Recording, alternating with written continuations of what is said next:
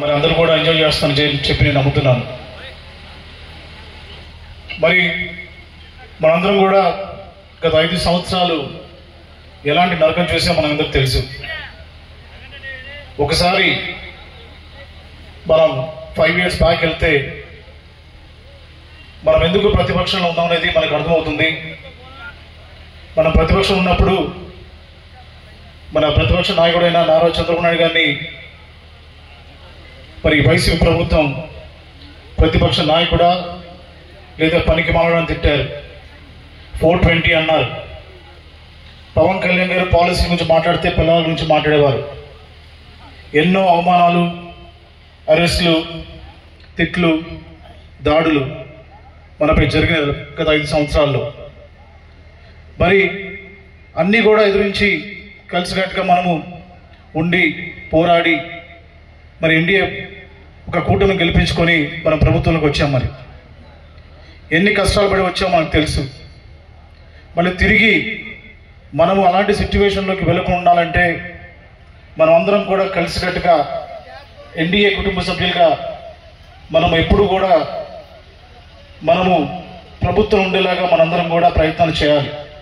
ఎందుకంటే 5 సంవత్సరాల్లో సంక్షేమం పేరుతోటి మరి రాష్ట్రాన్ని ఎంత వెనక్కి తీసుకెళ్ళిందో మనకు తెలుసు. మన ప్రభుత్వంలోకి వచ్చి దాదాపు 200 రోజులు అయిన సమయంలో మనం చూస్తే సూపర్ 6 పథకాలని మనము ఒక పక్కన ఇంప్లిమెంట్ చేస్తూనే అభివృద్ధి కార్యక్రమాలు కూడా మరి ఎన్డీఏ ప్రభుత్వం చేస్తూ ఉంది. మొన్న బడ్జెట్ సమావేశాల్లో మనం చూసాము. బడ్జెట్ అంచనా వచ్చేసి 2.34 లక్షల కోట్లు మరి అంచనా వేయడం జరిగింది. ఎన్ని ఇబ్బందుల్లో ఆర్థిక పరంగా మనము ఈ యొక్క ప్రభుత్వంలోకి వచ్చి మనకు తెలుసు. మరి సంక్షేమాన్ని అభివృద్ధిని మరి బ్యాలెన్స్ చేసే నాయకుడు నారా చంద్రబాబు నాయుడు గారు మాత్రమే.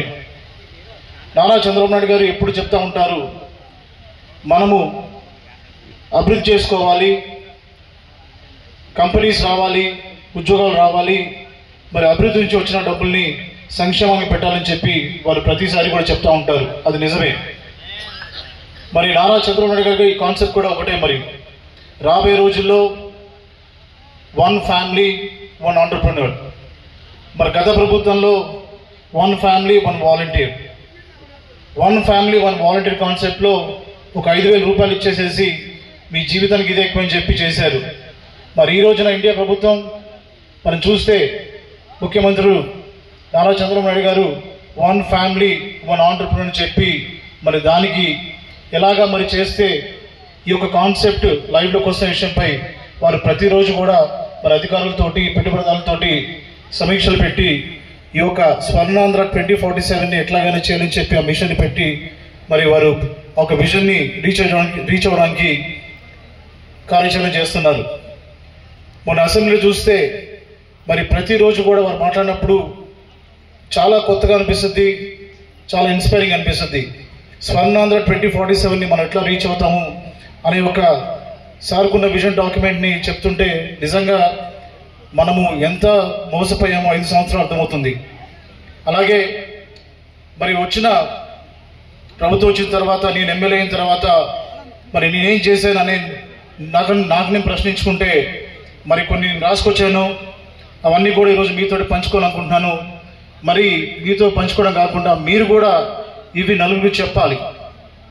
ఎందుకంటే మరి ఎన్ని ఆర్థిక ఇబ్బందులు కూడా మరి ఫండ్స్ తెచ్చుకొని చింతలపూడి నియోజకవర్గ అభివృద్ధి కోసం మరి చంద్రబాబు నాయుడు గారు కానివ్వండి, అలాగే పంచాయతీరాజ్ సంబంధించి పవన్ కళ్యాణ్ కానివ్వండి, మనకి ఎటువంటి నిధులు ఇస్తున్నారు అనే విషయం మనందరం కూడా మరి మైండ్లో పెట్టుకొని అది ప్రజలకి మరింత అర్థమయ్యే చెప్పాలని చెప్పి నేను ఆశిస్తున్నాను.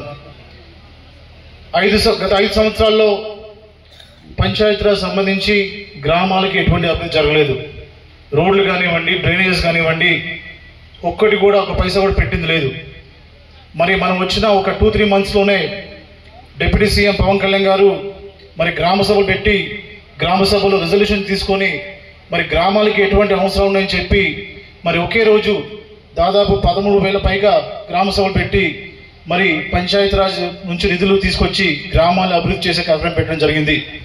ఆ క్రమంలో మరి మన మంత్రి గారు అయినటువంటి కొలిసి పార్థసారథి గారు, అలాగే కలెక్టర్ గారు, ఎంపీ గారి సహకారంతో మన నియోజకవర్గానికి 22 కోట్ల రూపాయలు తెచ్చుకోవడం జరిగింది.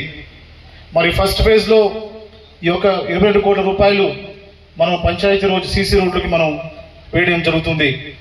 అది కూడా మరి పవన్ కళ్యాణ్ గారి ఆదేశాల మేరకు జనవరి సంక్రాంతి కల్లా పూర్తి చేయాలని చెప్పారు. మరి నాకున్న రిపోర్ట్స్ ప్రకారం మరి 60 to 70% మనం ఆల్రెడీ పంచాయతీరాజ్ సీసీ రోడ్లు మన గ్రామంలో వేయడం జరిగింది. మరి ఎవరైతే మరి ఈ యొక్క పనులు చేస్తున్నారో, కమిటెడ్ చేస్తున్నారో వారిని మనస్ఫూర్తిగా నేను అభినందిస్తున్నాను. ఎందుకంటే ఒక పక్కన మరి పవన్ కళ్యాణ్ గారి టీం కూడా క్వాలిటీ ఇన్స్పెక్షన్ అని చెప్పి మరి ప్రతి కూడా చెక్ చేస్తున్నారు. మరి ఎంత ఇబ్బంది ఉన్నా కూడా మరి పనిచేసే కాంట్రాక్టర్స్ కూడా వాళ్ళు చాలా నిబద్ధతగా చేస్తున్నారు. వాళ్ళందరూ నేను మనస్ఫూర్తిగా అభినందిస్తున్నాను. అలాగే సెకండ్ ఫేజ్లో మనం ఇంకా నిధులు తెచ్చుకొని పంచాయతీరాజ్ గ్రామాలకు సంబంధించి డ్రైన్స్ కానివ్వండి, మిగతా వాటికి కూడా మనం తెచ్చుకునే అవకాశం చాలా ఉంది. ఏదైనా కూడా మనం చేసే పర్ఫార్మెన్స్ బట్టే మనకు నిధులు వస్తాయి.